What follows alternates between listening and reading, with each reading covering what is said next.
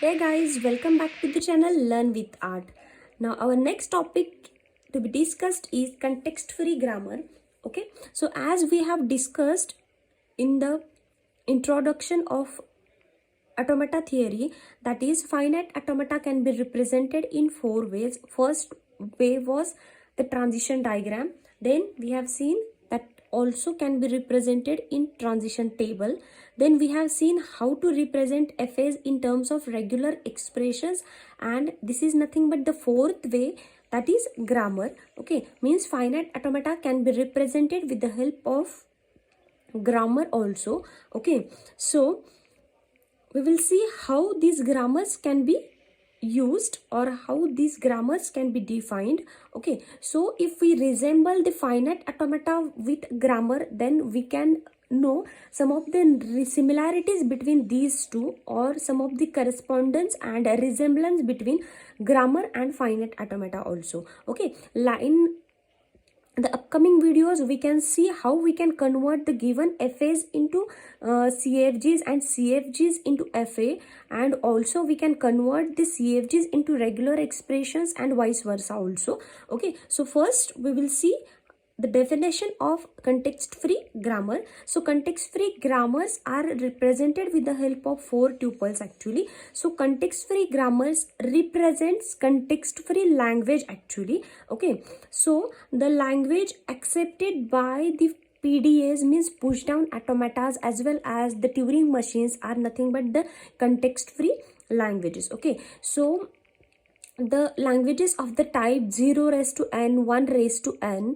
Okay, in some of the languages where we need the memory part, okay, or some of the languages like strings of palindrome strings. Okay, then also we can have a raised to n, b raised to 2n. Okay, so such kind of languages comes under the category of context free languages. Okay, so first we will see how we can define these context free grammars. Okay, so context free grammars are formally defined with the help of four tuples. Okay, so G is nothing but represented with the help of VTPS. Okay, so where set V will represent a finite set of variables.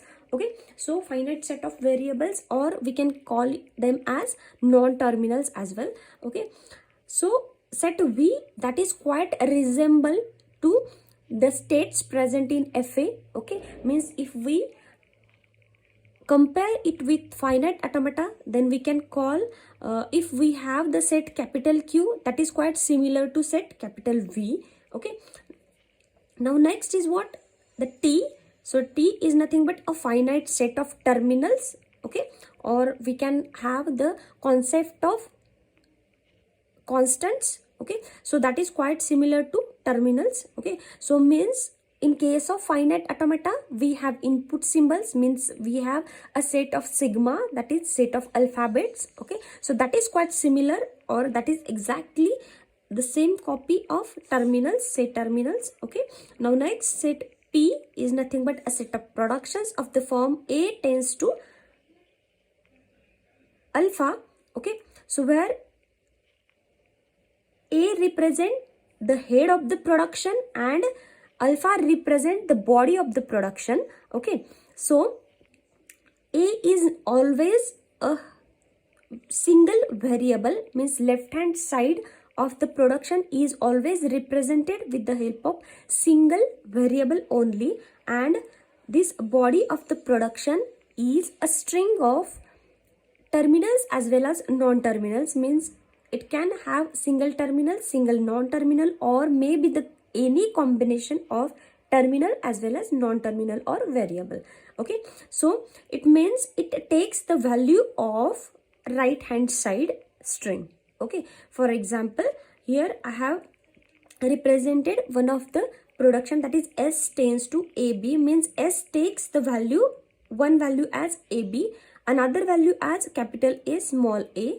Okay, now A takes the value, that is small a, B takes the value as small b. Okay, so these are nothing but the productions. Okay, so productions are quite similar to the transitions, or you can resemble the productions with transitions also.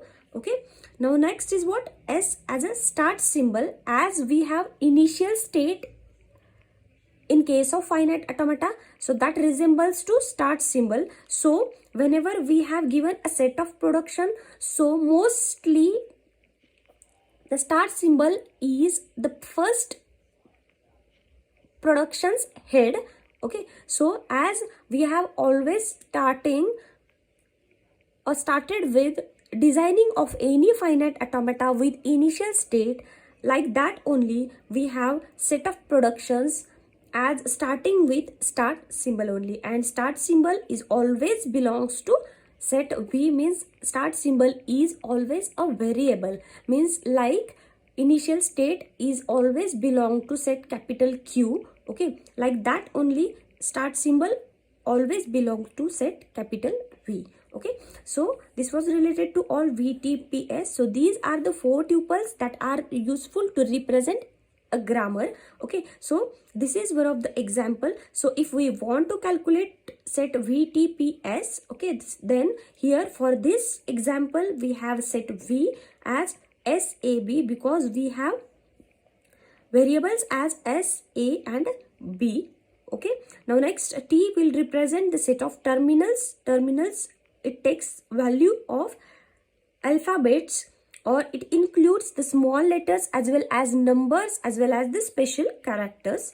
Okay, so if here we have taken capital letters as variables, okay, or variables always represented with the help of capital letters, so we haven't taken capital letters as an input symbols. Okay, so in case of terminals, capital symbols we are not taking as input symbols because we have already taken them as variables for representation purpose. Okay, so T here, T set will contain only small a and small b. Now P, so this total set will be set of productions.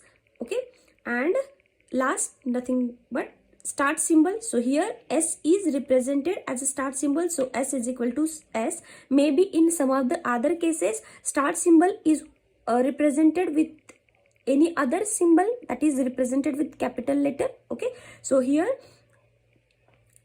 S is start symbol is represented with the capital S, so I have taken S is equal to S. Okay, so in this video we have seen variables are nothing but the set of variables that quite similar to set capital Q from finite automata, and that are mostly represented with the help of capital letters. Okay, now next T is nothing but the set of terminals or constants, and that corresponds to sigma from set from finite automata, and it contains all small letters, the numbers from 0 to 9 and all special characters as well.